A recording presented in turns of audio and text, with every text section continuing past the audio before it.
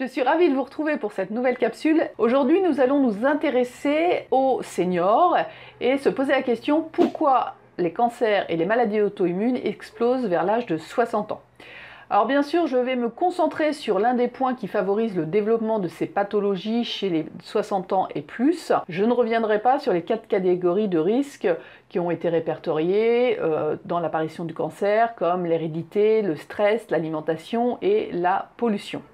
Moi, je vais me concentrer sur un nouvel élément qui est très peu mis en lumière, c'est la modification des souches dominantes et sous-dominantes du microbiote intestinal vers l'âge de 50 à 60 ans et qui est aggravée par les médicaments. Alors plusieurs études constatent que la composition du microbiote intestinal se module au cours de vieillissement et c'est physiologique et ça se produit vers 50-60 ans. Il a été montré que ces changements du microbiote intestinal correspondent à plusieurs marqueurs de santé.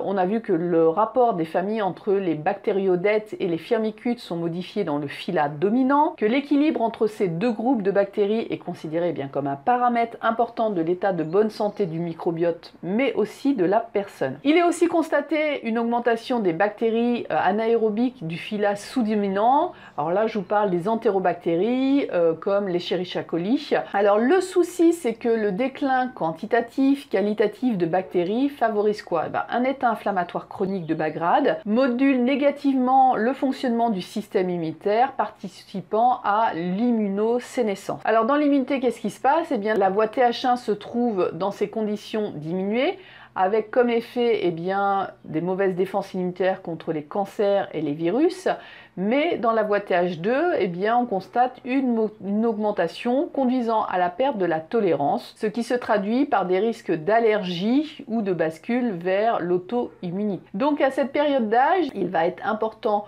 de moduler le microbiote intestinal par une alimentation riche en prébiotiques. Alors il faut penser à l'ail, le pissenlit, l'artichaut, le salsifis, la topinambour, et pourquoi pas avec des probiotiques dans l'alimentation comme le kéfir à l'eau, le kombucha, le tamari.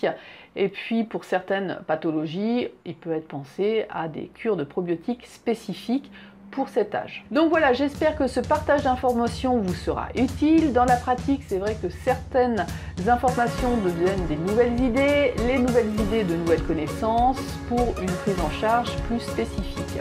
Si vous pensez que cette vidéo peut être utile, n'hésitez pas à la partager et pour retrouver toutes mes activités, n'hésitez pas à vous rendre sur www.santéindigo.fr. Je vous souhaite une belle journée.